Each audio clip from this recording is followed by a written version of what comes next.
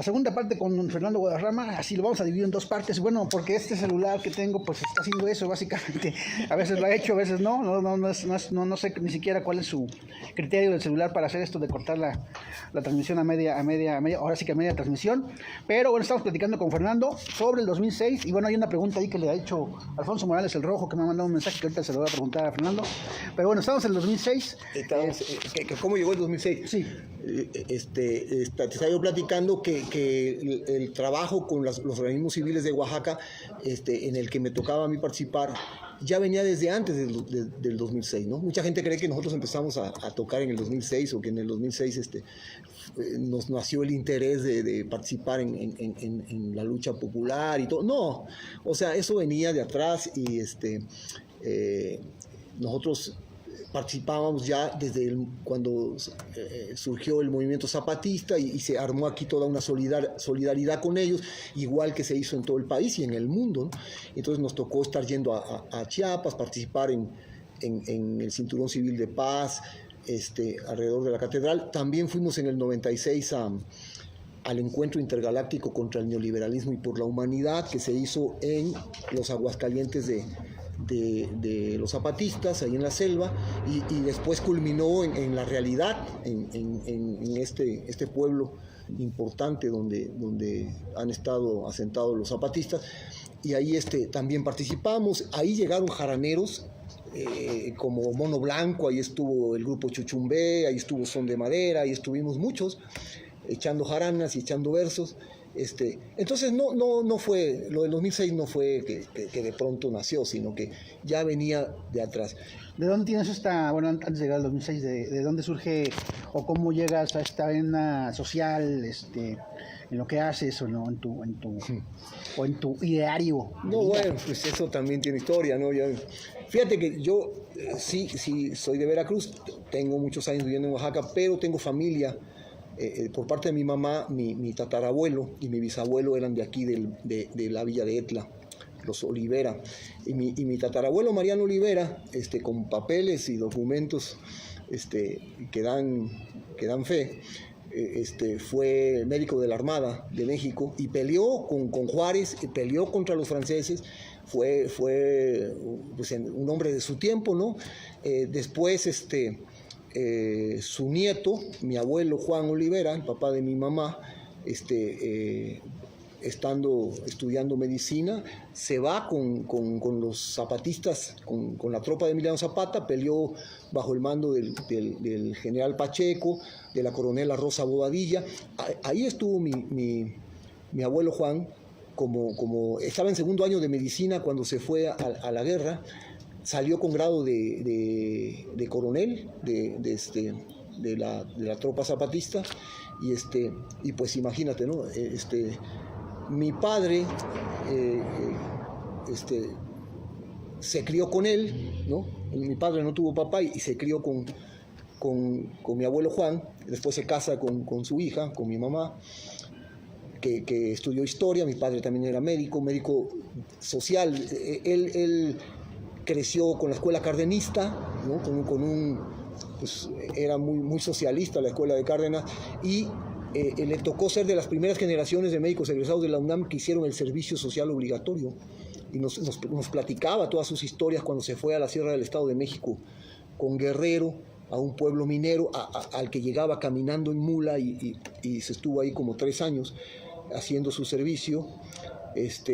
Ya después, cuando ya nosotros éramos más o menos entre niños y adolescentes, nos llevó a conocer ese pueblo a donde él vivió, a donde él tenía que llegar en mula, caminando un día, y ahora pues ya llegamos en carretera, ¿verdad? Y la gente lo recibió como una cosa muy bonita, una experiencia increíble, porque lo querían mucho, porque había sido el médico del pueblo. Entonces, esa fue mi información. Todos mis hermanos y mis hermanas y yo crecimos así, ¿no? O sea, ¿cuántos hermanos tienes? Éramos 10. 10, horas, sí, muchos hermanos y hermanas, pero murió un hermano mío hace 1 año y 3 meses, y entonces ahora somos 9. ¿Tus padres a qué se dedicaban? Mi padre era médico, ginecólogo, y mi mamá estudió historia, pero pues como tú comprenderás, con 10 hijos, pues se dedicó a ser mamá durante buena parte de su vida, hasta que nosotros crecimos. Después muere mi papá y mi mamá, ya sola y ya sin el compromiso de los hijos, regresa a la historia, se enfoca a la historia del arte, le gustaba mucho pintar, le gustaba mucho la música, la pintura, y retoma su gusto por eso.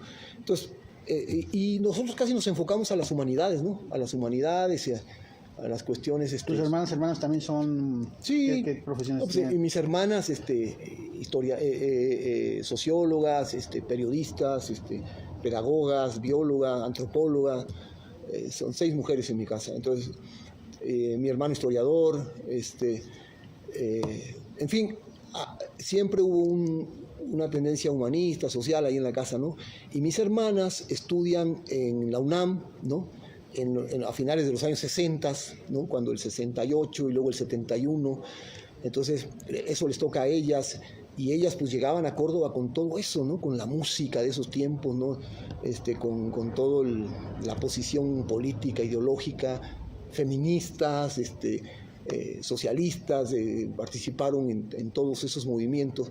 Entonces, para mí todo fue natural, ¿no? Yo pues era de los más chicos, y yo crecí bajo la sombra de ellos y de ellas y de mis padres, mis abuelos.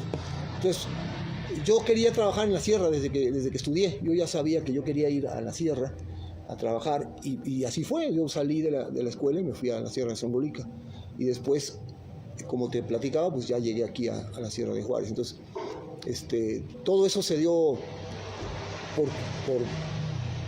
con toda la influencia, ¿no? de la forma en que nos educaron.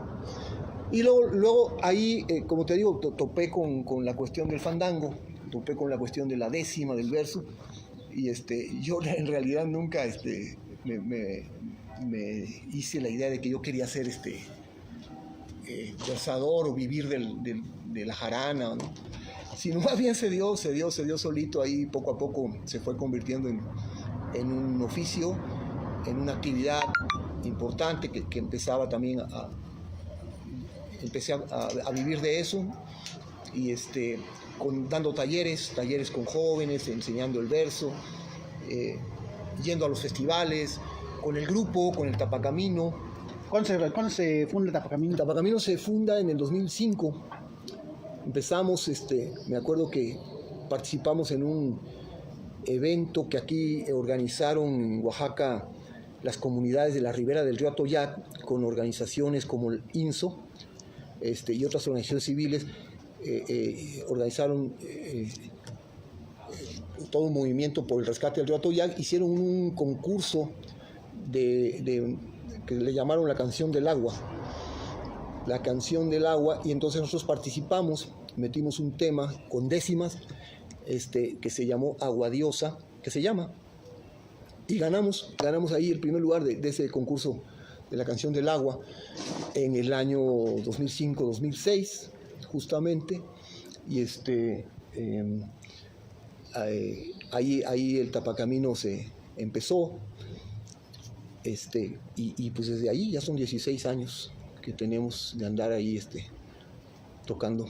En el 2006, regresamos al 2006, comentabas que, ¿cómo llegaste, cuál fue tu primer acercamiento consciente a la problemática que estaba suscitando en ese momento, en el 2006, que dijiste, órale, aquí empezó? Porque allá en la sierra, cuando yo empecé a ir a los pueblos del Rincón, que te decía que es una zona, sigue siendo una zona muy incomunicada, por eso les dicen la gente del Rincón, ¿no? Eran visitas que se hacían caminando. Había que caminar muchas horas para llegar a pueblos como San Miguel Tiltepec, o Asunción La Chisila, o San Gaspar Yagalaxi, ¿no? Eran caminatas de 6, 7, 8 horas, y ahí conocí a los maestros. Yo ahí hice amistad con los profesores, ¿no? ¿De la sección 22? Pues sí, esos son los de la sección 22. Yo en ese tiempo simplemente para mí eran los maestros de la comunidad. Uh-huh. Y me admiró mucho siempre su trabajo porque ellos eran maestros de grupo con muchas carencias en aulas que eran hechas de techo de palma y paredes de jonote, o sea, pues, piso de tierra, sin luz eléctrica, así daban clase ellos. Pero daban clase en la mañana con los niños y en la tarde trabajaban con la autoridad municipal porque eran los que sabían leer, escribir y eran los que hacían los oficios para solicitar al gobierno el camino, para solicitar la luz eléctrica, para pedir cualquier apoyo. Ahí estaban siempre los maestros trabajando, o sea que estaban todo el día, en la mañana con los niños y en la tarde tenían cargo, eran secretarios de la agencia municipal, eran gente que estaba todo el tiempo ahí haciendo una labor. Entonces eso a mí me impresionó mucho, además de que con ellos yo aprendí a llegar a los pueblos, a caminar en esos senderos de la sierra, y pues eran gente de mi confianza y yo, cuando se vino el movimiento, pues yo tenía muchos amigos maestros, ¿no? Entonces, cuando aquí atacan a los maestros y dicen, que los pinches maestros que son no sé qué, le digo, a ver, momento, le digo, o sea, perdón, pero quizás yo no soy oaxaqueño, pero conozco Oaxaca, y conozco Oaxaca ya dentro en la sierra, o sea, y no lo conozco así de que fui una vez, no fui de paseo, ahí viví, entonces a mí no me van a contar historias con que los maestros son estos, son el otro, yo los conozco. A lo mejor hay de todo, ¿no? A lo mejor no todos son iguales, pero como todas. O todas, pero como es así. Pero para mí la generalidad de los profesores y profesoras que yo conocí eran gente de trabajo y además en condiciones muy, muy difíciles y pues haciendo un trabajo tan importante como la educación. Así que yo siempre ahí decía, no, a mí no me cuenten historias de los maestros porque yo a los maestros los conozco y los conozco trabajando, ¿no? En lugares como la sierra, en los pueblos y comunidades de la sierra. Entonces, cuando se dio el movimiento, pues para mí fue natural. O sea, yo ahí luego me fui a saludar a mis amigos de la sierra porque ahí estaban en el plantón, ¿no? Y me llevaba yo la jarana y echábamos unos sones y platicábamos y echábamos café. Y en esas andanzas, pues nosotros ya andábamos tocando. Te cuento que desde el 94, 96 que andábamos con el zapatismo. Entonces, y nos íbamos a Radio Plantón, ¿no? Nos invitaban los amigos que estaban ahí en Radio Plantón y pues así fue justamente que nació el son de la barricada, porque nosotros íbamos a Radio Plantón con la jarana, echábamos unos versos, echábamos unos sones y una vez ahí los amigos con los compañeros, ¿no? No sé si decirles por su nombre, pero Sí, claro. Omar Olivera, El buen Omar. el buen Omar, ahí Claro. Fernando Lobo. Lobo. el ¿A poco Lobo era jaranero? No, pero Lobo y Omar tenían un programa que se llamaba, ¿cómo se llamaba? Este programa ahí en Radio Plantón. Ya la memoria no me funciona mucho, pero Pero tú ibas ahí a ese programa. yo llegaba y ahí estaban ellos, Arturo Guerrero, El Yeyo. el Yeyo Beltrán. Entonces ahí hacíamos plática y echábamos sones. Y entonces ellos me dijeron, oye, ¿qué? Pues componle un son a las barricadas, ¿no? Estaba mero el movimiento, estaba en su... ¿Cómo de qué mes estamos hablando? De los primeros meses, cuando arrancó, que estaba toda la cosa así fuerte.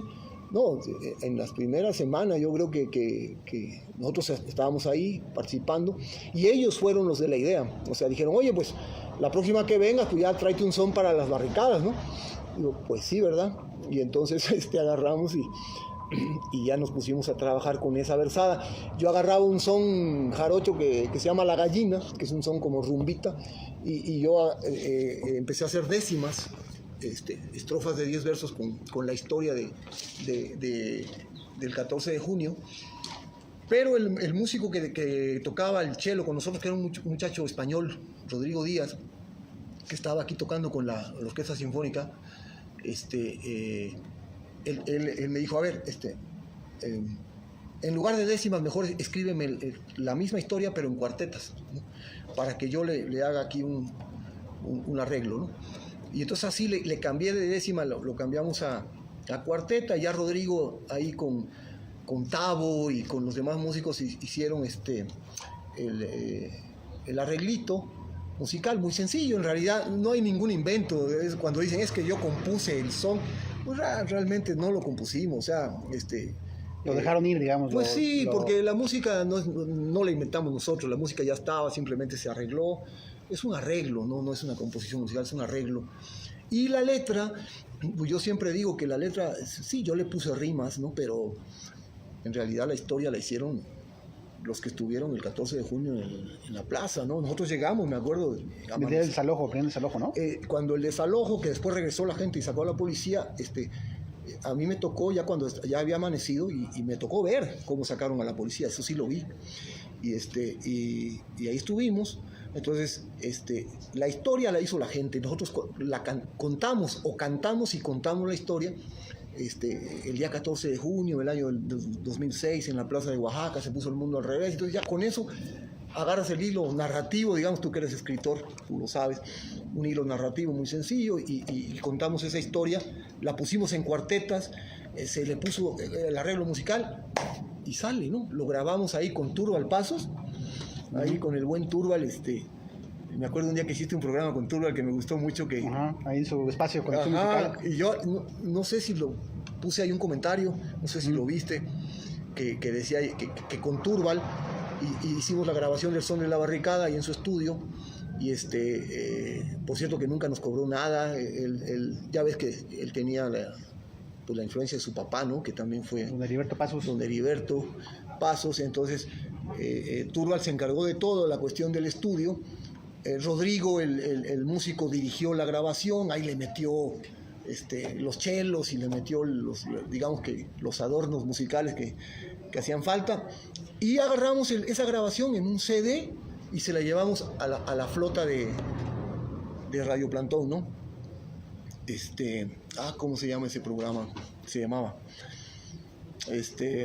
Pero bueno, ahí ellos lo estrenaron, ahí Omar y Lobo y la flota lo estrenaron. Y luego cuando tomaron las radios comerciales, pues lo llevamos a cada uno, aquí a Radio Oro, fuimos a Radio Universidad también, y empezó a sonar. Entonces pues fue ese fenómeno de que todas las radios estaban tomadas y entonces sonaba lo que ponían los maestros, y ahí empezó a sonar el Son de la Barricada junto con otras 100 composiciones que se le hicieron al movimiento, porque fueron muchas, cumbias y corridos y de todo hubo. Quien tiene ese dato es la compañera Violeta de aquí de La Jícara. Ella en su tesis de maestría hizo justamente su tesis sobre todo esta parte creativa, ¿no? de la música popular en el movimiento del 2006. Esa fue su tesis. Ella tiene todos los datos de cuántas composiciones se hicieron y que andan por ahí, ¿no? A la distancia, ¿tú cómo miras el 2006? Claro, ¿consideras que formaste parte de él? ¿Consideras que, estuviste en riesgo en algún momento cuando viene la respuesta del gobierno pues federal, ¿no? Básicamente el segundo desalojo, la gente yendo a la cárcel en Colima, ¿no? ¿Tú cómo viviste todo esto? Pues, fíjate que nunca pensé yo que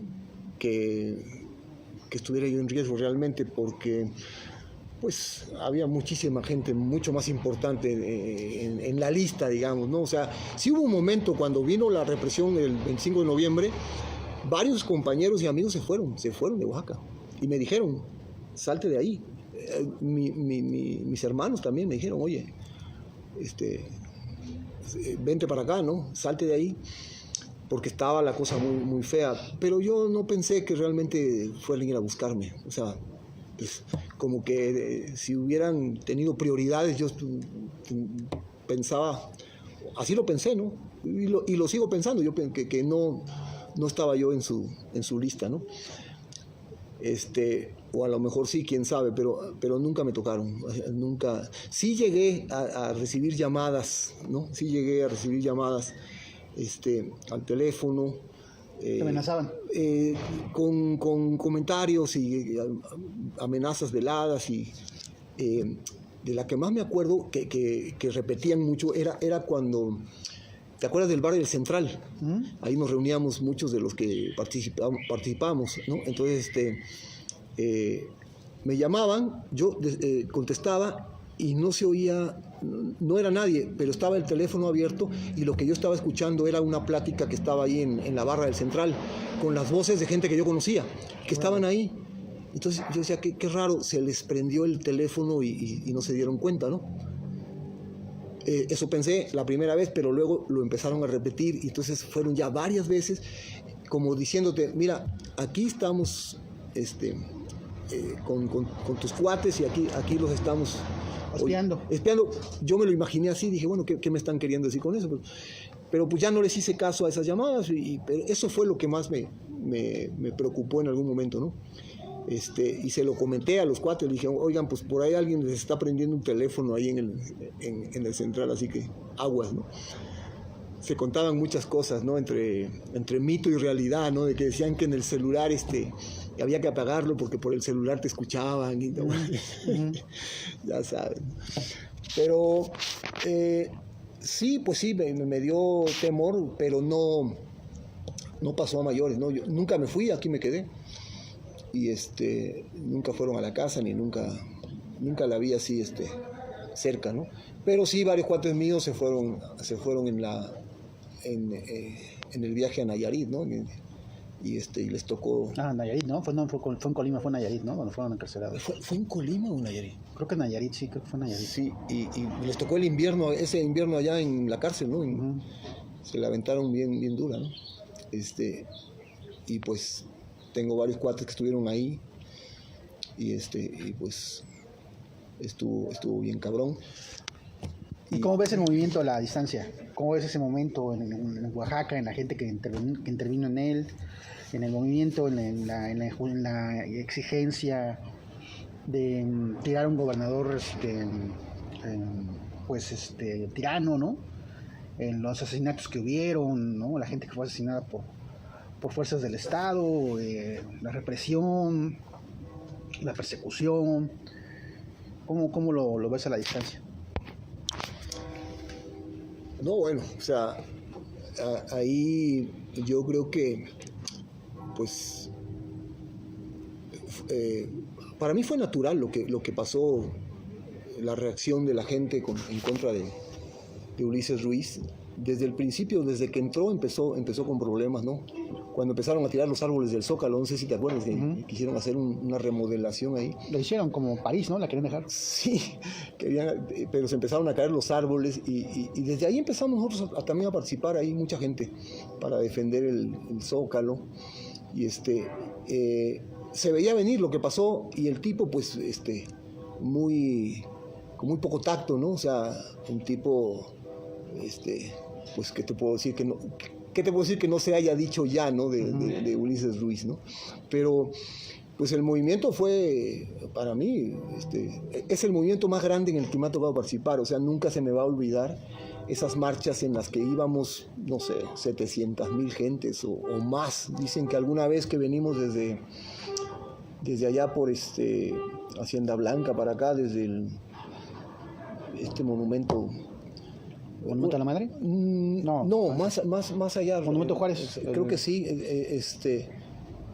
Dicen que alguna vez se juntaron 1 millón de gentes, ¿no? Es probable, pero a mí me tocaron todas esas marchas y la verdad, no sé si te acuerdas, tú ya estabas. Sí, pero no me formé parte, no estaba reporteando. No, bueno, pues, no tuve era una sensación impresionante, ¿no? Venir en medio de tanta gente y yo creo que nunca le han mentado tanto la madre a un cabrón como en esas marchas, como al Ulises Ruiz ahí en ese tiempo. Yo pensé que se iba a caer. Para mí no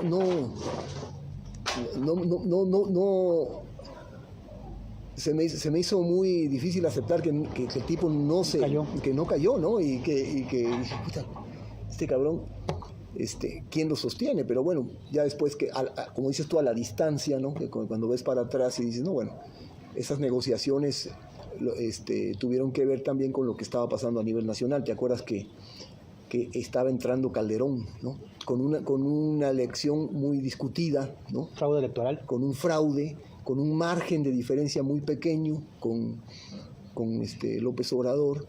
Y entonces me acuerdo que hubo una reunión en Huatulco, una reunión histórica en que se juntaron ahí Calderón y Ulises, ¿no? Y ahí pactaron, ¿no? Que por un lado, así lo entendí yo, ¿no? Que por un lado el PRI le ayudara a Calderón a tomar posesión, como pasó, y Calderón no tocara a Ulises Ruiz ni tocara a nadie del PRI, ¿no? Entonces, eso a la distancia, ahora entiendo yo que hubo negociaciones y pactos muy cabrones, ¿no? Que en ese entonces pues, no nos dábamos muy bien cuenta, pero esa es la única manera en que yo me explico que no haya caído. Y otra que bueno, que también el movimiento popular después de la Madriza pues se desmembró y pues la APO era una alianza, esa asamblea era una alianza pues en un momento que circunstanciada, ¿no? Pero que no se sostuvo como un movimiento integrado después, ¿no? Hubo por ahí gente que traicionó dentro del propio magisterio, ¿no? El famoso, ¿cómo se llamaba? Rueda Pacheco. Rueda Pacheco, que desapareció y nunca más lo volvimos a ver, ¿no? En fin, hubo de todo, ¿no? Pero sin duda que fue un movimiento importante, ¿no? Que sí marcó la historia aquí en Oaxaca y que todavía, ¿no? sigue siendo referente, ¿no? O sea, para mí, pues para mí siempre fue un orgullo, ¿no? Haber estado ahí, haber participado, haber cantado, haber llevado la música cuando nos invitaban, ¿no? a todos los eventos que se hacían. Siempre lo hemos seguido haciendo, ¿no? Hasta la fecha, ¿no? O sea, siempre más que oficio es servicio, ¿no? O sea, para mí es parte de una labor, de un trabajo, ¿no? que hay que hacer. Y en ese momento nos tocó, y pues igual que entonces seguimos, ¿no? Hay mucha gente que sostenemos, ¿no? la misma actitud, ¿no? O sea, no hemos cambiado en eso, ¿no? Las cosas han cambiado mucho, pero yo creo que está latente. La APO para mí, siempre que me preguntan por la APO, yo digo que la APO es algo latente. O sea, vivimos en un estado comunitario de asambleas, ¿no? O sea, donde más de 400 municipios se eligen por usos y costumbres en un estado como Oaxaca. Son miles de asambleas comunitarias, todas las agencias municipales. A Oaxaca lo sostienen sus asambleas, ¿no? Tan solo en la sierra donde yo viví, pues todos los pueblos se rigen por asambleas, ¿no? Entonces, esas asambleas son lo que le dieron vida a la APO, ¿no? Por eso yo creo que fue natural que se llamara Asamblea de los Pueblos de Oaxaca, porque Oaxaca en sí es una gran asamblea, ¿no? Entonces, aquí hay una cultura de la asamblea, y lo cual no quiere decir que todos están de acuerdo, porque tú y yo sabemos que en las asambleas hay puntos de vista y hay opiniones divididas y hay discusiones, pero siempre hay un consenso, ¿no? Siempre hay un mantenerse juntos. Somos una sola asamblea, un solo pueblo, y eso es lo que es Oaxaca para mí. En un momento dado, si se volviera a dar una circunstancia así como la que sucedió en el 2006, la Asamblea Popular de los Pueblos es algo que volvería a revivir, ¿no? O sea, es algo que está latente allí y que es un recurso, ¿no? del pueblo de Oaxaca, que no lo tienen en otro lado. O sea, en Veracruz no existe, en otros lugares que conozco de México tampoco, ¿no? O sea, que no existe esta cultura de la asamblea, del colectivo, de la reunión de todos. Vamos a reunirnos todos para resolver cada problema de la comunidad, ¿no? Estoy hablando de pueblo por pueblo, ¿no? Pero que en un momento dado puede ser una asamblea de pueblos, como fue la APO, ¿no? Entonces, así lo siento yo, así lo entiendo, y para mí es una organización que está ahí latente, ¿no? Que está presente y que le da carácter a Oaxaca, ¿no? Oaxaca es único en ese sentido. En esto, la palabra resistencia, ¿qué significa en ese tipo de escenarios? ¿O qué significa en ese tipo de referencias como el 2006, como el actual, ¿no? Como lo que está pasando con los proyectos extractivistas, con las mineras que se dueñan cada vez de más territorio bajo el visto bueno del gobierno, bajo la complicidad, pues ni siquiera como escondida, sino a veces también abierta, pues de las dependencias federales encargadas de procurar el medio ambiente, ¿no? En ese sentido, tú, pues, con toda la experiencia que has acumulado en este tema, ¿cómo define la resistencia en general, en esos momentos, antes, durante, en el futuro? Pues vuelvo a lo mismo de la cultura comunitaria, ¿no? y de las asambleas.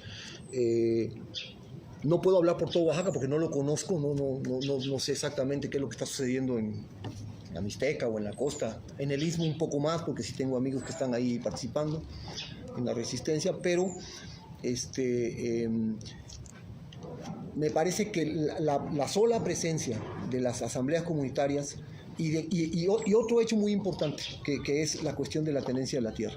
O sea, Oaxaca es en un 80% es una propiedad social, colectiva, comunitaria, ¿sí? Hasta ahora, ¿no? O sea, los bienes comunales que justamente las asambleas protegen y cuidan, los bienes comunales, ¿no? Son las asambleas comunales y, por ejemplo, en el caso de la sierra, aparte de la autoridad municipal, está el comisariado de bienes comunales, que es un cargo importantísimo, ¿no? O sea, allí está, digamos, representada la resistencia y el cuidado y toda esta organización que tienen para la defensa de sus recursos naturales, ¿no? Hay ejemplos y hay antecedentes, como el caso de la lucha que dieron las comunidades forestales en la Sierra Juárez en los años 80 en contra de la concesión que el presidente López Portillo, en su último informe de gobierno, renovó la concesión por 25 años más para la papelera Tuxtepec, sobre los derechos de seguir extrayendo la madera de los montes comunales, y allí nace un movimiento muy fuerte, ¿no? 35 comunidades más o menos que se juntaron para echar abajo ese decreto presidencial, y sacaron a la papelera Tuxtepec de la Sierra Juárez y de Oaxaca, y formaron lo que hoy en día son las empresas comunales forestales, ¿no? Calpulalpan de Méndez, La Trinidad, Jiacuí, Santiago Comaltepec, Macuiltianguis, todos esos pueblos nacieron como empresas comunales forestales cuando echaron afuera a la papelera Tuxtepec. Ese es un precedente muy importante en la sierra, ¿no? Ahora se sigue con otras luchas, ¿no? Como la lucha en contra de la minería, ¿no? Es sabido por todo el mundo aquí que conoce el tema, que toda la Sierra Norte, toda la Sierra Juárez es un filón de mineral, de oro sobre todo, ¿no? Allí en la Sierra Juárez está la mina más antigua de Oaxaca, que es la mina de la Natividad, que tiene más de 100 años extrayendo el mineral de allí, y que hoy día es punto de conflicto por un movimiento de comunidades encabezado por Calpulalpan en contra de las concesiones para que se siga sacando, para que sigan explotando esa minera, ¿no? Otra cosa que es sabida también es que la gran mayoría de los yacimientos mineros en la Sierra Juárez están concesionados, pero las empresas no entran a explotar porque no lo permiten las comunidades, ¿no? O sea, porque la presencia misma de estas asambleas y de los comisariados y de la organización comunal les representa una barrera, ¿no? Aunque se sabe también que con esas concesiones que tienen, las están cotizando en bolsa de valores, están ganando dinero de algún modo con esas concesiones mineras, pero no pueden entrar a explotar, ¿no? O sea, ¿por qué? Porque la Sierra Juárez es un corredor de de territorio comunal, ¿no? O sea, no sé cuántas, quizás son 1.200.000 hectáreas que venga desde la Sierra Mazateca, Chinanteca, Zapoteca, Mije, pueden ser más de 1.000.000 de hectáreas quizá, que están vigiladas y que están cuidadas por asambleas comunitarias, ¿no? Ahí está la resistencia, ¿no? Para mí esa es la resistencia presente, más importante, más allá de las organizaciones que hoy nos reunimos a nivel civil, ¿no? La sola presencia de las asambleas comunitarias y sus representantes comunales es una forma de resistencia que hoy no permite todavía que toda la sierra sea explotada con todo el recurso minero que tienen ahí, ¿no? Porque hablando de esta información, en el año 97, 98, que me tocó trabajar con una investigación que hicieron desde la Universidad Autónoma Metropolitana de Iztapalapa, entrevisté al presidente del Consejo Minero de Oaxaca, en el sexenio todavía de Diodoro Carrasco, que era un ingeniero minero de Chihuahua, un señor de apellido Holguín, que me recibió con las cartas que yo llevaba de la universidad y me puso en un mapa de Oaxaca y de la sierra, me puso todas las reservas mineras, ¿no? Y me dijo una cosa que no se me va a olvidar, me dijo, Oaxaca sería el emporio minero de América Latina, ¿sí? Si no fuera por la presencia de de estas comunidades, de esta gente necia, dice que no entiende. Eso dijo. Sí, que no entiende el progreso. Sí. Sí, siempre tratan a la gente como que si fueran ignorantes y que fueran necios, ¿no? Por defender su tierra, ¿no? Pero ahí me acuerdo que dijo, mira, aquí tenemos reservas mineras para hacer el emporio minero de América Latina. En 10 años podríamos ser el emporio minero de América Latina. Oaxaca. Y tenían, me enseñó todas sus promociones que tenían en inglés, en japonés, en francés. Estaban promoviendo la minería en Oaxaca. En el año 97, después de que cambió la ley minera, cuando Zedillo, creo que fue Zedillo que cambió la ley minera y que volvió a permitir la entrada de capital extranjero.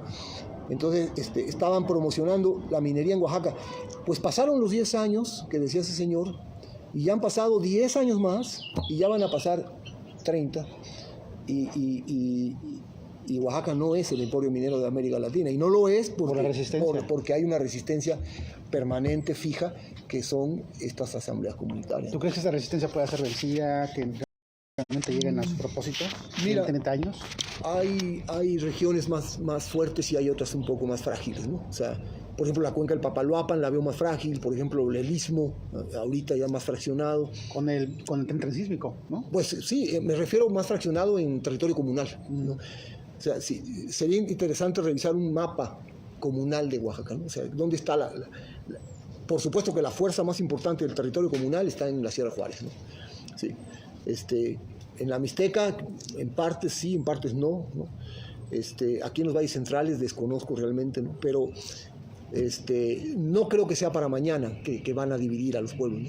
Ya lo intentaron, ¿no? Ya Salinas de Gortari quiso dividir los bienes comunales y quiso dar lugar a la repartición, a fraccionar la tierra y a que los comuneros se volvieran pequeños propietarios, ¿no?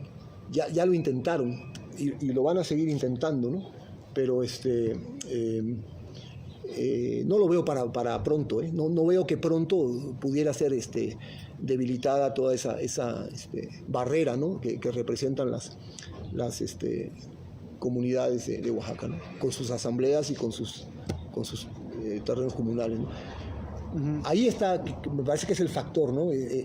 La cuestión de la tenencia de la tierra, ¿no? O sea, mientras la gente resista en ese sentido, va a ser muy difícil que entren las grandes empresas. Ahora, en el Istmo, pues ya con toda esta política de Estado, sí está sucediendo ahora, ¿no? Están metiendo los grandes proyectos, ¿no? Y pues está por verse lo que va a pasar, porque sí hay un movimiento organizado, aunque también está este proyecto con el aval de un gobierno que llegó con mucho apoyo, ¿no? Claro, eso es bueno. Y pues eso,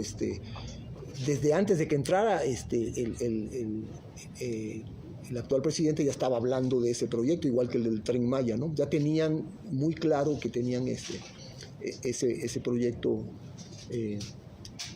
para ejecutarlo, ¿no?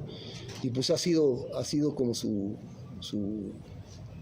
gran proyecto de desarrollo, pero obviamente que es un proyecto que a lo único que sirve es al gran capital. O sea, es un proyecto para facilitar el trasiego de mercancía de un mar al otro, pero también para poner un montón de, ¿cómo le llaman ellos? Parques industriales, ¿no?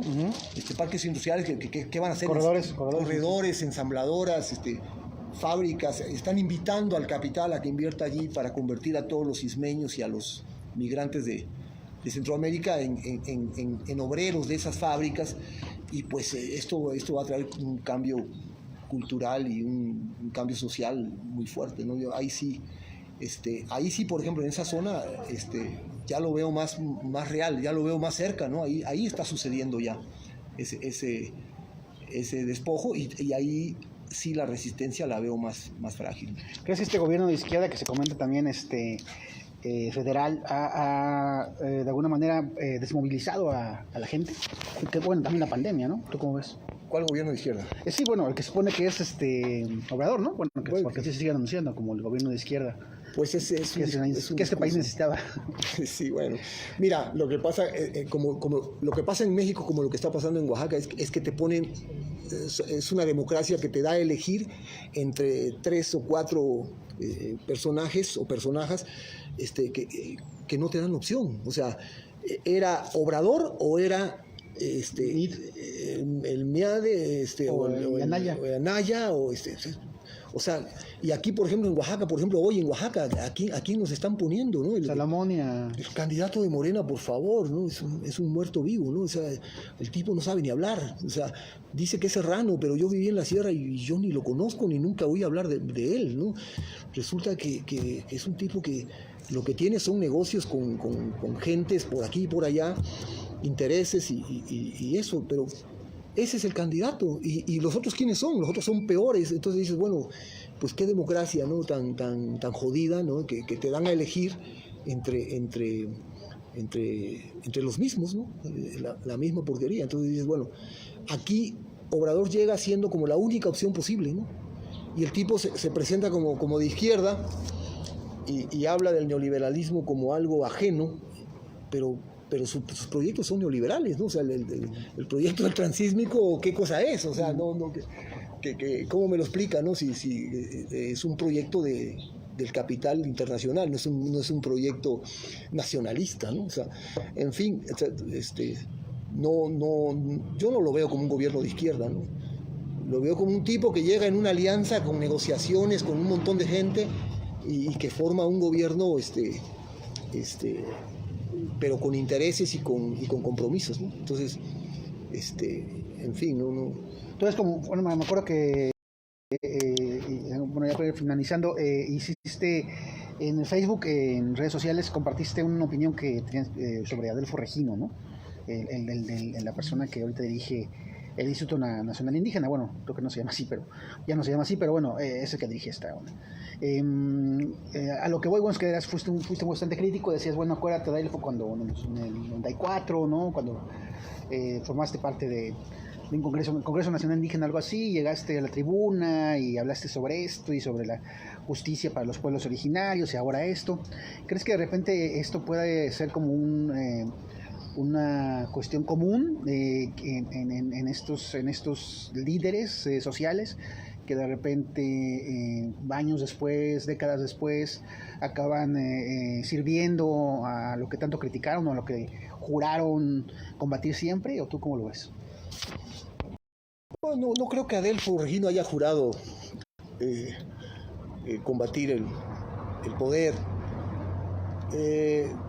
Yo creo que siempre le interesó, siempre le gustó.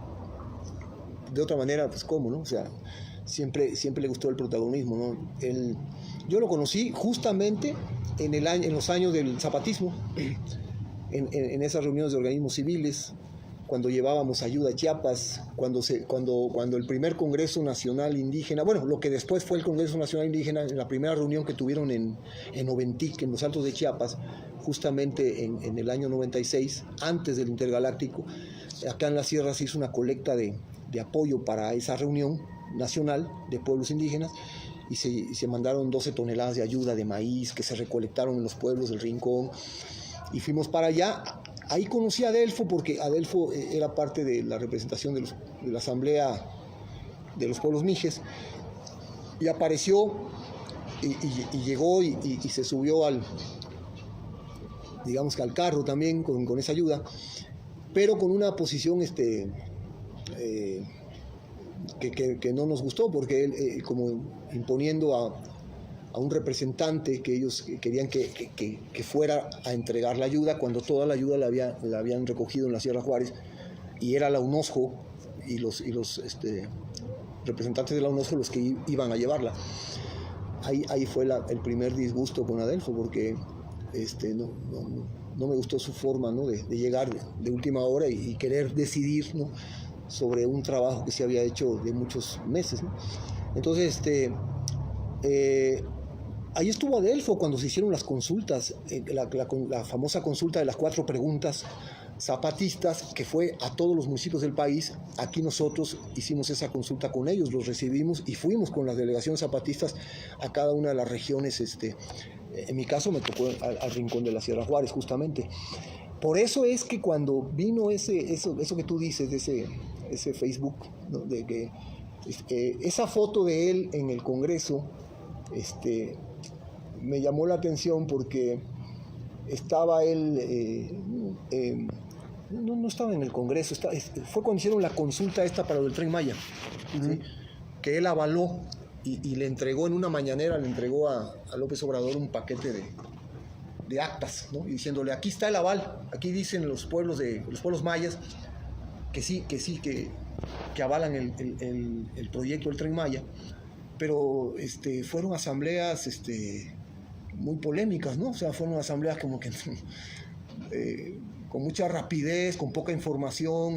Hechizas, digamos. Sí, hechizas. Fue una consulta patito, ¿no? Y entonces yo por eso se me ocurrió ponerle las 2 fotos juntas, ¿no? Agarré la foto de cuando estaba él hablando en el Congreso de la Unión, cuando llegaron la caravana de los zapatistas. ¿Te acuerdas que entraron y que fueron recibidos en el Congreso? Que por cierto, su comandante Marcos no entró al Congreso, y el que llevó la voz del Congreso Nacional Indígena y de los zapatistas fue justamente Adelfo Regino. Él, en ese lugar tan importante estuvo él en ese momento, con la voz del Congreso Nacional Indígena y de los zapatistas en el Congreso de la Unión. Y luego le puse la foto actual, ¿no?, en que está él hablando, pero ahora como parte del gobierno, y por eso le preguntaba yo eso, ¿no? En realidad yo nunca pensé que ese Facebook iba a dar tanta vuelta, porque pues ya ves cómo es la red social, ¿no? Te tiras una cosa ahí y de pronto empiezan a compartirla. Yo nada más le puse ahí, así como la pregunta: ¿te acuerdas, Adelfo, de cuando estabas en esta foto, ¿no?, que estás hablando a nombre de los pueblos con el zapatismo, y ahora estás del lado del gobierno, ¿no? O sea, avalando un gran proyecto y con una supuesta consulta, que es lo que yo le cuestionaba, como se ha cuestionado mucho que esas consultas que han hecho no han estado bien hechas, ¿no? Entonces, y le decía: pues tú sabes lo que es una consulta, pues si él viene de una comunidad, ¿no? Y él viene de todo un movimiento, ¿no?, nacional de los pueblos indígenas. Entonces, era un cuestionamiento nada más, así decirle: ¿qué pasó contigo?, ¿no? O sea, ¿qué crees que pasó con él lo que pasa generalmente con la gente que hace lo mismo? No sé, yo creo que él ha creído que estando dentro del gobierno puede influir, ¿no?, en dirigir más apoyos o en resolver problemas, ¿no?, de los pueblos. Pero hasta el momento yo no he visto que haya funcionado así, ¿no? No sé tú, pero lo veo como un funcionario más, ¿no? Lo que pasa con la burocracia en los gobiernos es que te absorbe, ¿no? Y y te pone a trabajar para los intereses del gobierno en turno, ¿no? O sea, Y del capital claro, que sirve el gobierno en turno, tal pues vez, sí, ¿no? él es un operador del gobierno, es un operador del presidente, eso es lo que es, ¿no? Y no veo que toda su lucha anterior, que toda la experiencia que él tuvo y tiene, porque él conoce de todo lo que ha sido el movimiento indígena en México, pues no veo cómo él lo convierta en programa de gobierno en apoyo a los pueblos. Si esa idea tenía, no parece ser que la esté logrando, ¿no? Lo que sí veo es que se ha convertido en un burócrata más, en un operador que está al servicio de lo que le manden hacer, ¿no? Entonces, esa es mi visión un poco triste, ¿no? de su presencia en el gobierno, ¿no? Porque yo lo conocí de este lado, ¿no? Como que trabajando con los pueblos desde abajo, y de pronto me acuerdo que cuando lo conocí, él estando muy joven, lo conocí en el Rincón de la Sierra, en Santa Cruz de Gavila. Ahí llegaba él, muy jovencito, como abogado, a asesorar y apoyar al pueblo de Santa Cruz de Gavila en un problema de terrenos comunales, ¿no?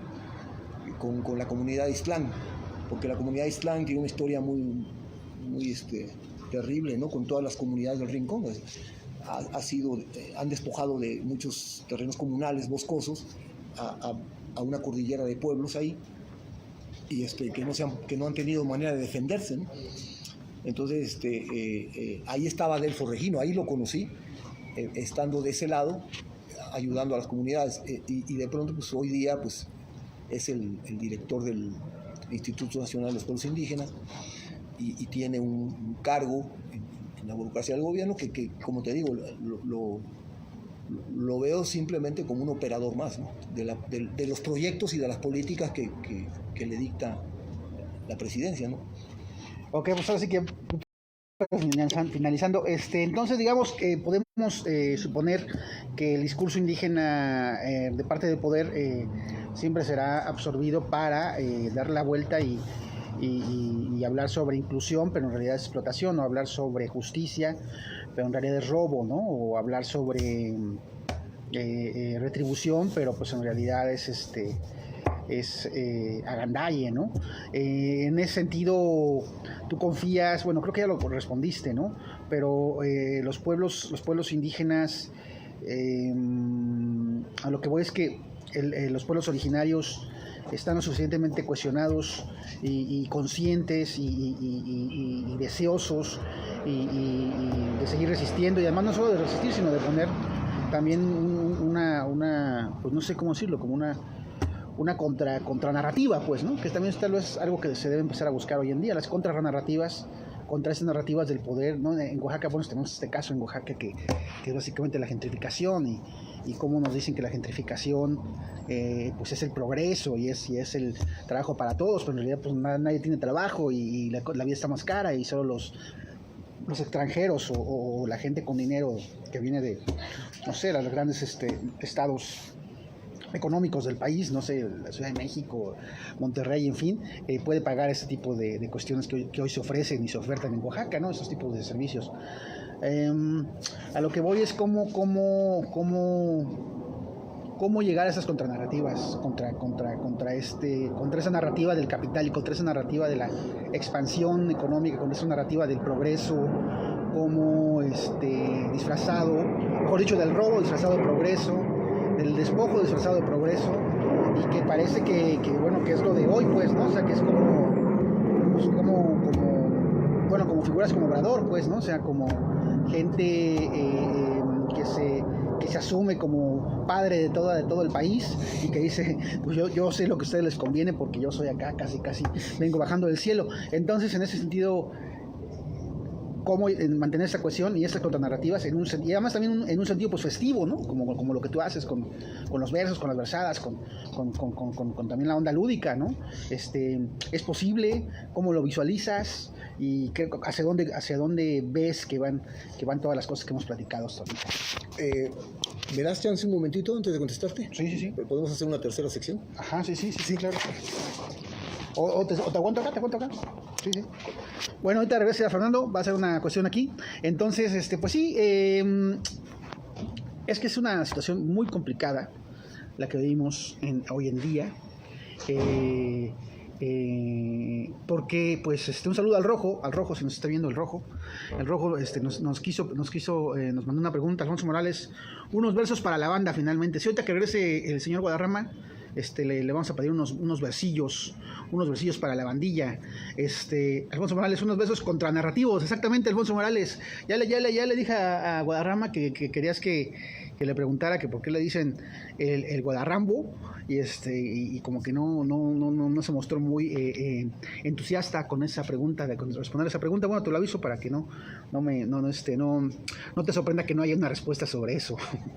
Pero sí, ahorita que regrese Fernando, pues vamos a hablar sobre esta pregunta que le he hecho, y sobre unos versillos finales para la banda, unos versos contranarrativos, porque hoy necesitamos, pues sí, señoras, sí, una contranarrativa contra la narrativa del capital, que es básicamente, y de la expansión del capital, que es básicamente ustedes necesitan dinero y ustedes necesitan ser esclavos de todo para seguir sobreviviendo, y ustedes necesitan darnos todo lo que tienen para que nosotros lo administremos y sepamos qué hacer con eso, porque ustedes no saben un carajo sobre nada, y porque ustedes no son conscientes de todo lo que tienen, ¿no? En el caso de los pueblos originarios, y no saben administrarlo, y nosotros sí. Y bueno, ya nos ha dicho ahorita Fernando, ¿no? Hay desde el gabinismo, hay proyectos de hacer a Oaxaca, digamos, la potencia minera de América Latina. Pero bueno, regresando con esto, Fernando, ¿cómo ves esto que te pregunté? Sí, pues, está difícil, son muchas preguntas en una, ahí difícil de integrar una respuesta ahí, de cómo lo veo, pero creo que las cosas están cambiando muy rápido, ¿no? O sea, yo veo, de 36 años que tengo viviendo en Oaxaca para acá, veo que los últimos años van en chinga. O sea, eso que tú mencionabas de lo que está pasando aquí en el centro histórico de Oaxaca, ¿no? De convertir a la ciudad en el corazón de un gran proyecto turístico, ¿no? Todo, Disneylandia, prácticamente. Servicios para el turismo y todo esto de las guelaguetzas. Creo que fue con Ulises Ruiz que empezaron a hacer de una guelaguetza, luego 2 y luego 4, y pasado mañana van a ser 6 guelaguetzas, en fin, todo lo que signifique este comercio, ¿no? De la identidad, ¿no? Sí, de vender el Oaxaca indígena, la cultura, ¿no? De cómo convertir a la cultura en materia prima, ¿no? De un gran negocio, de una gran empresa, ¿no? Pero te digo, va muy rápido, y ahora con esta cuestión en las redes sociales hay cambios que no estamos mirando, ¿no? Pero, por ejemplo, por decir algo, yo no soy especialista en todo esto de lo que estamos hablando. En realidad yo no soy ninguna opinión autorizada, ¿no? para poder dar como las pistas o las respuestas de esto, pero te puedo decir más o menos mi punto de vista, y me voy a basar en ejemplos sencillos que sí son realidades que conozco, ¿no?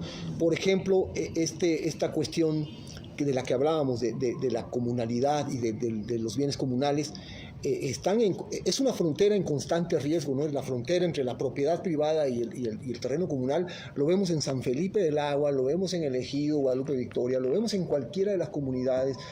Se están comerciando las tierras comunales, ¿no? Se están vendiendo, se están colonizando, está entrando la gente con dinero a comprar, ¿no? Tierra en todas estas comunidades, y también hay muchos factores, ¿no? que están cambiando las cosas, como te digo, muy rápidamente, ¿no? Un ejemplo es de una comunidad, voy a evitar el nombre, pero me hablaban los amigos que yo conocí hace 30 y tantos años, y me decían, es que los jóvenes que ya están saliendo al norte, que se están yendo y están regresando con dinero, que ya se mueven por las redes sociales, que ya se mueven por internet, que ya están más afuera que adentro, están regresando a la comunidad queriendo romper el terreno comunal, queriendo fraccionar, queriendo privatizar sus ranchos, queriendo convertirse en empresarios privados, ¿no? En ganaderos, en vender su madera. Entonces, eso está sucediendo en muchos pueblos. Eso que tú dices, la resistencia, se está dando en pequeñas luchas en cada comunidad, ¿no? Sobre todo estas comunidades que tienen fronteras con zonas de propiedad privada, ¿no? Ahí hay mucha, lo que decíamos del Istmo de Tehuantepec, yo no soy especialista, no conozco el caso del Istmo, pero sí sé que muchos pueblos que antes eran comunidades ya han dejado de serlo, ¿no? Entonces, el cambiar simplemente el estatus de la propiedad de la tierra cambia la condición, ¿no? En cuestiones económicas, ¿no? Como decía Marx, ¿no? En nuestras clases de economía, cuando estudiábamos, decía, la propiedad privada de los medios de producción es condición necesaria para el desarrollo del capital. O sea, la propiedad privada es condición para el desarrollo del capital. Claro, en donde no hay propiedad privada, en donde están todavía vigentes los terrenos comunales, hay una barrera, como te decía yo, una barrera cultural, ¿no? que impide que se comercie con esa tierra, ¿no? Pero en donde empiezan a romper los bienes comunales y empiezan a privatizar la tierra, pues se empieza a vender la tierra y entonces ya no tienes ningún control de lo que va a pasar, ¿no? Entonces, ¿qué va a pasar? No lo sé, pero yo tengo fe todavía en que, sobre todo aquí en Oaxaca hay una fuerza, ¿no? que como te decía hace rato, distingue a Oaxaca de otros estados del país, que por esa presencia muy fuerte todavía de sus asambleas comunitarias y de sus bienes comunales. Pero están en constante conflicto, ¿no? O sea, hay una cuestión que, obviamente, ¿qué es lo que está de fondo? Pues los recursos, ¿no? Los recursos minerales, ¿no? Lo que ya platicábamos y otras cosas, ¿no? Los grandes proyectos como ahora esto que está sucediendo en el Istmo y demás, ¿no? Se me olvida ya por dónde iba tu pregunta. No, eso, el nuevo tren, esta onda del nuevo canal de Panamá en el Istmo, cosas como esas, es básicamente lo que dices, ¿no? Y ahora es interesante lo que comentas, esta diferencia entre los jóvenes que vienen del norte, de la migración, que regresan a las comunidades y que tienen ya, puede ser una visión mucho menos o mucho más, mercenaria tal vez de la vida, ¿no? No, bueno, pues es que mira, de pronto se van a Los Ángeles, o sea, se van a la zona de California a trabajar 3, 4, 5 años, no sé si conozcas por allá, Nunca. Pero bueno, he visto las películas. Pues imagínate qué diferencia de mundo, ¿no? De tu comunidad aquí en la sierra a vivir allá en alguna ciudad californiana, trabajando de lavaplatos en un restaurante coreano, qué sé yo, en alguna actividad ahí agrícola, qué sé yo, pero vienen obviamente con el mundo cambiado, sí ven otro mundo y se imaginan otra cosa y dicen, no, es que yo cuando regrese a mi comunidad, pues yo quiero ser yo quiero tener varo. Yo quiero tener varo, yo quiero ser ganadero, yo quiero tener propiedad privada sobre mi rancho, yo quiero ser ranchero, ¿no? Entonces, pues eso los mete en conflicto con los viejos comuneros y sí, se empieza a dar un cambio generacional bien cabrón. O sea, ahí los jóvenes de ahora pues empiezan a ser mayoría, empiezan a ser los que mandan y los que deciden en la comunidad y pues todo puede pasar, ¿no? Entonces ahí hay un trabajo de resistencia que tiene que ver, yo creo que pasa por la cuestión educativa, ¿no? Que pasa por la formación de cuadros y de gente que se prepare también dentro de los propios jóvenes, pero para defender su cultura, ¿no? Su cultura comunal, ¿no? Y eso, pues, yo creo que sucede, de algún modo siempre ha sucedido y por eso las comunidades están ahí, pero empiezan a sucederse las cosas muy rápidamente, ¿no? No sé si cómo lo sientas tú, pero yo lo veo así como con una velocidad impresionante. Sí, no, el dinero tiene prisa ahorita en estos momentos. Pues, exacto. Y no sé, no podría yo arriesgarme a decir qué va a pasar, pero está cabrona la situación, digamos. Pues está cabrona y yo espero que Ahora, tú preguntabas por un movimiento indígena unificado, pues no lo hay tampoco, no cohesionado, decías tú, pues no se ve que en Oaxaca exista una cohesión como tal, incluso en las regiones mismas, se da por intereses comunes, ¿no? que se juntan los pueblos para ciertas cosas, ¿no? Como se juntaron para sacar a la papelera Tustepec, o como se han juntado ahora en Capulalpa, en los pueblos vecinos, para echar abajo la empresa minera de Natividad, o como se han juntado aquí en los valles centrales. Aquí hay un ejemplo muy importante, ¿no? El ejemplo de las comunidades en contra de la minería, ¿no? Pero que a pesar de todo no han podido sacar a las mineras que ya están explotando, como la de San José del Progreso, ¿no? Y López Obrador llega y dice, bueno, yo ya no voy a dar más concesiones, pero no voy a meterme con lo que... Voy a respetar lo que ya está. Entonces, es una posición medio ambigua, ¿no? Dice, no doy más concesiones, pero las que ya dieron los gobiernos anteriores, pues van a seguir explotando. Y van a seguir contaminando, y van a seguir dividiendo a la gente, y van a seguir ahí causando el problema. Entonces, aquí hay un movimiento muy fuerte contra la minería, ¿no? En todos estos pueblos de los valles, allá por Ocotlán, por San José del Progreso, San Antonino Castillo Velasco, por toda esa zona, y bueno, hay gente organizada. Me ha tocado participar en eventos en que hay muchos pueblos de Oaxaca que se juntan en contra de la minería, pero falta fuerza, ¿no? O sea, yo creo que todavía no hay una cohesión así, Una urgencia, digamos. No, yo creo que todavía no está fácil ahí esa situación. Ok, te manda saludos Fortino Torrentera, dice saludos a la Liga y a Rambo. Y Alfonso Morales hace unas peticiones, unos versos para la banda de parte de Guadarrama, y unos versos contranarrativos, por favor, maestro Guadarrama. ¿Cómo es eso de la contranarrativo? Explícame. Bueno, sí, lo que pasa es que esto surge porque hay unos chicos veinteañeros, que sacaron un pasquín, un folletín, hablando sobre el tema de la gentrificación, que no es algo que parece que los chavos no tratan, ¿no? Y era es como una reflexión hilada, bastante coherente sobre qué es esto de la gentrificación, ¿no? Con ejemplos y con cosas teóricas acá. Y entonces vinieron aquí a platicar esta situación, y de repente, en la larga plática que tuvimos con ellos, con estos dos chavos que representan a este colectivo, concluimos de alguna manera pues que lo que hoy hace falta son contranarrativas hacia la narrativa, pues esto del progreso, ¿no? Del progreso como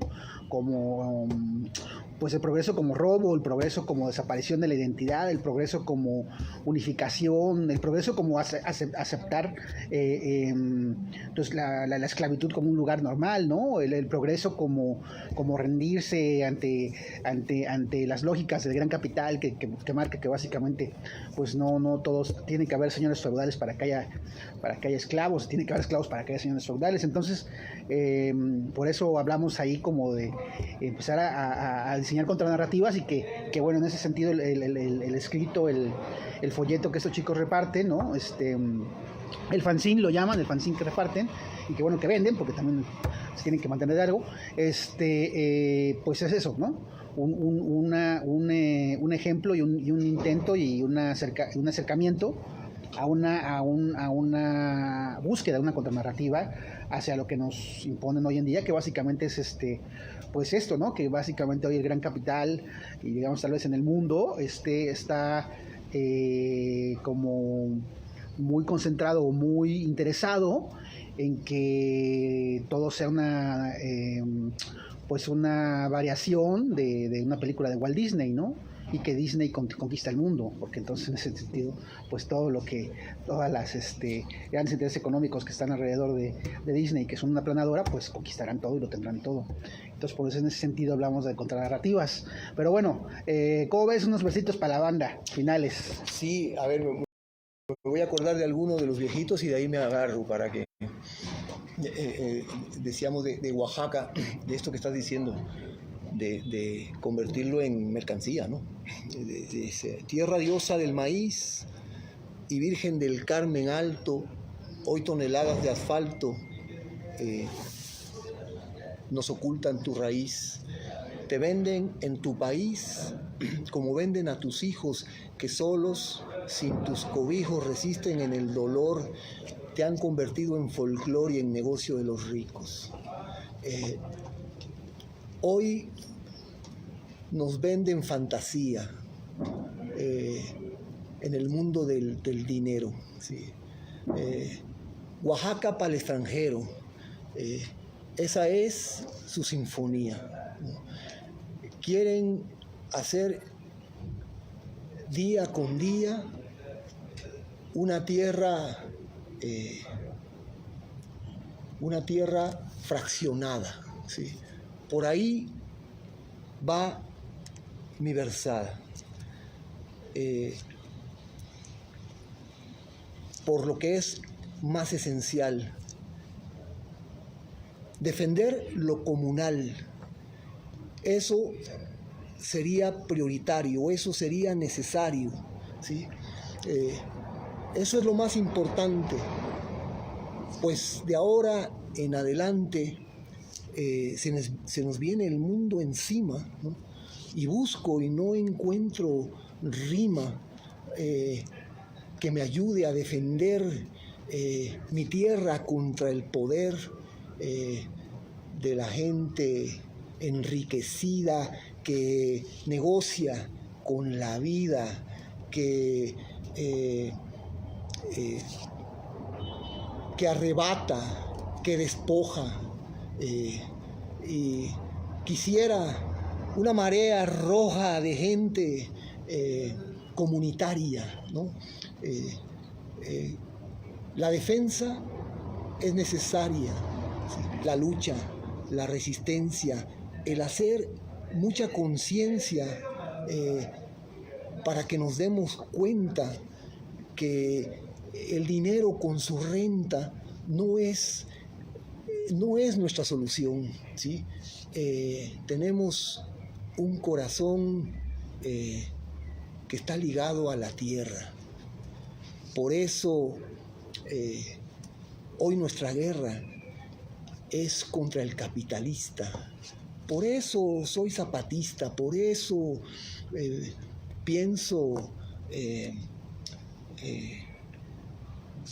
en mi verso y voy en este universo buscando alguna respuesta, porque el poder apesta, porque lo que hoy se destaca es convertir a Oaxaca en una gran mercancía para vender utopía, ¿no?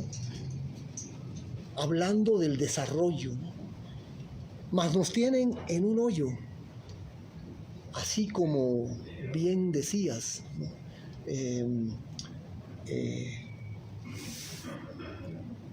De basura y porquería.